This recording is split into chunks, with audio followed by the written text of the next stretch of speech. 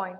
In this session, we are discussing about legal provisions for handling and management of waste. What is the need for legal provisions in our country?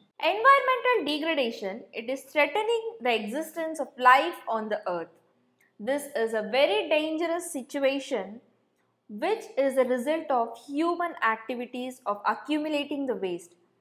The process of population explosion, heavy industrialization and growing urbanization, all these factors has resulted in environmental problems. There are many types of environmental problems like noise pollution, soil erosion, water depletion, land degradation and degradation of forest. In India, all the components of environment have been considered as life support systems. In ancient days, population was limited and the life of the people was quite simple. Gradually, the population increased and the demands of the people increased manifold, and this led to a strain of natural resources and devastating effects on the environment. At present, life of an individual, it depends on the activities and performance of many other individuals. Careless maintenance of nuclear reactor or a chemical plant, it can take a toll of hundreds or thousands of lives, not only in and around the accident site, but also at a considerable distance. Similarly, a mass casualty or an environmental destruction, it can happen due to carelessness while transporting hazardous wastes. Therefore, there must be some legal provisions so that such instances, if not totally avoided, it can be reduced negligibly. Legal provisions in India. Legal provision to control environmental pollution were existing in India even before independence. But these provisions were inadequate and it did not play a significant role in protecting the environment. Nearly in 1970s, growth in environmental consciousness all over the world, it led to the development of new central laws to restore and maintain the quality of the environment. Constitutional provisions. The provisions for environmental protection in the Constitution of India were made within 4 years of Stockholm Conference. With this Stockholm Conference, 2 amendments were made. Article 48, which speaks about the state shall endeavour to protect and improve the environment and to safeguard forest and wildlife of the country. This is the direct principles of state policy. And Article 51AG, it shall be the duty of every citizen of India to protect and improve the natural environment, including forests, lakes, rivers and wildlife, and to have compassion for living creatures. This is mentioned in fundamental duties of a citizen. Thus, our constitution, it includes environmental protection and conservation as one of our fundamental duties. Waste management and handling. According to the Environment Protection Act 1986, the central government has made some rules related to disposal of hazardous waste. Radioactive waste are covered under the provision of the Atomic Energy Act 1962. Categories of hazardous waste: mercury, arsenic, thallium and cadmium bearing wastes, wastes from paint, pigments, glue, varnish and printing ink, wastes from dyes containing inorganic chemical compounds, waste oil and oil emulsion, waste from the manufacturing industries like pesticides and herbicides, as well as residues from the pesticides and herbicides formulation units, discarded containers and containers lining hazardous and toxic waste. Let's discuss about the conditions of the hazardous waste management and handling rules. Occupiers generating hazardous waste given in the list, they shall take all practical steps to ensure that such wastes are properly handled, that is collection, reception, treatment, storage and disposal of waste without any adverse effect to human health and the environment. Such occupiers, they shall apply for authorization in the prescribed format to the State Pollution Control. The Municipal Solid Waste Management and Handling Rules 2000.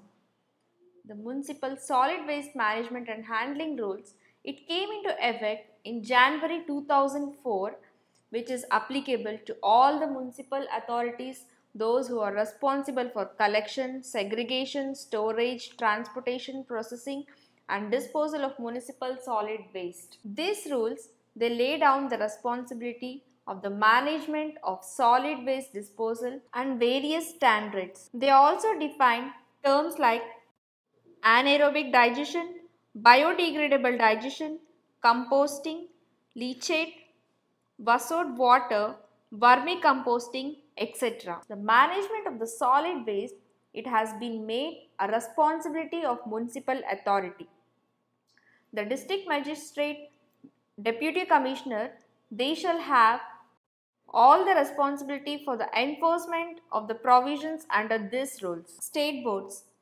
State pollution control boards, they have the power to cancel the authorization or suspend it if it is found that the occupier is not following the provisions of the rules. The state government shall maintain the inventory of disposal sites. The occupier shall maintain the records of all the operations and report to the state boards. Dealing in the hazardous waste shall not be permitted in respect of dumping or disposal from other country except those which are examined and approved by the state pollution control boards, and such permission shall be communicated to the central government, Ministry of Environment and Forest. Statutory authorities, Ministry of Environment and Forest, they remain in overall charge for the implementation of the rules at the national level, while the state level pollution control boards, they are responsible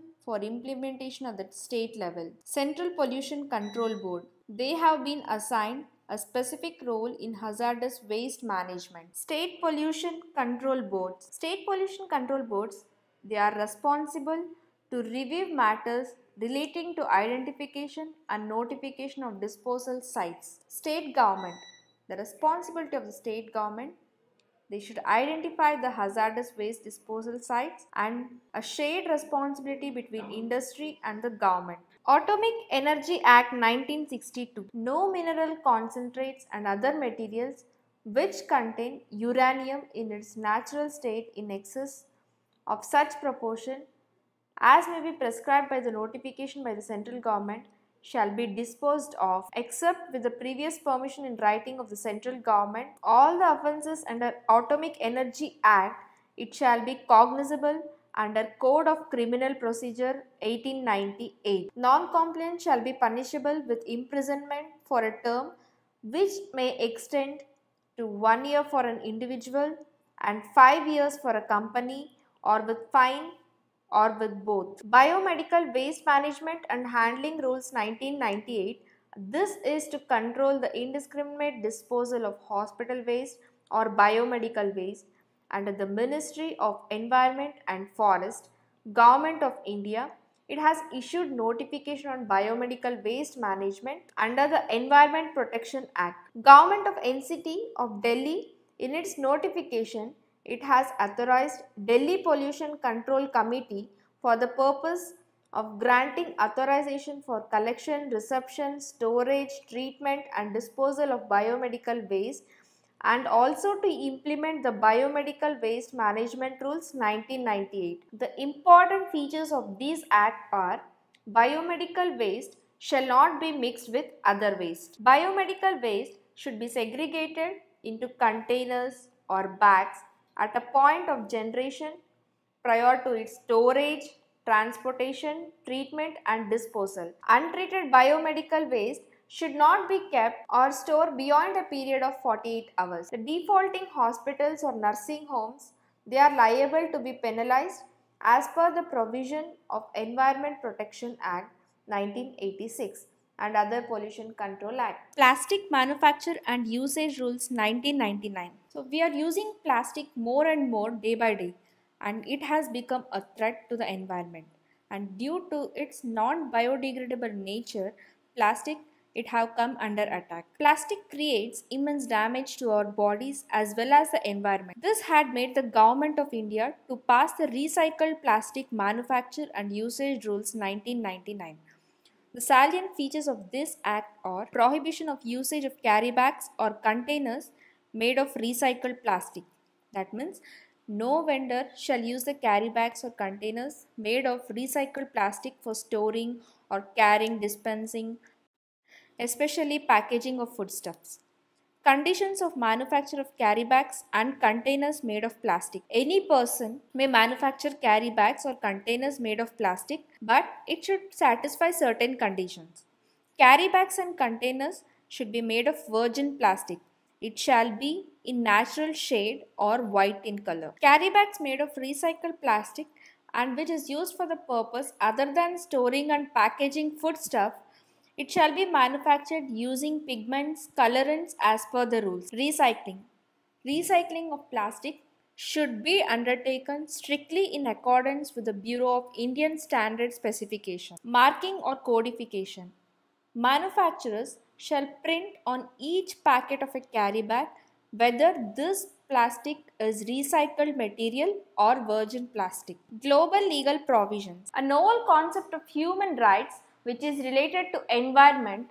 It is emerged at the United Nations Conference on the Human Environment at Stockholm in Sweden in 1972. This Stockholm Conference, it is considered as the single most important event, and this conference, it has influenced the global efforts for environmental conservation. Every year, June 5th, it is celebrated as World's Environment Day throughout the world. And one of the most important development after the Stockholm Conference is adoption of World Conservation Strategy. The World Conservation Strategy, it has set three fundamental principles. First, all the essential ecological process and the life support system, it should be maintained, and protection must be provided to genetic diversity, and any use of spaces and ecosystem must be sustainable. Basal Convention 1989. Around 1980, tightening of the regulations in industrialized countries, it led to a significant increase in cost of hazardous waste disposal. And this waste disposal, it led to the industrialized country to send their hazardous waste to developing countries for treatment, disposal and recycling. When the hazardous of this transboundary movement of the waste were relieved, international criticism led to the drafting and adoption of Basel Convention in 1989. Basel Convention, it is a multilateral agreement. It regulates the import and export of hazardous waste among the parties and establishes legal obligations to ensure that such wastes are managed environmentally in a sound manner. The basic objectives of Basel Conventions are to minimize the generation of hazardous waste in terms of quantity and hazardousness, to dispose waste as close to the source of generation as possible, to reduce the movement of hazardous waste, to promote the use of cleaner technologies and production methods, to develop regional and sub-regional centers for training and technological transfer. Limitations of the legal provisions for managing waste. In India, there are a number of legal provisions. Especially over the past few years, this legal provisions has been increased to address the problem of waste management.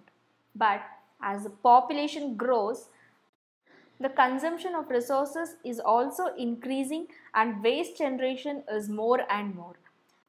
According to an estimation in India, there will be a rise in waste generation from less than 40,000 metric tons per year to 1,25,000 metric tons by the year 2030.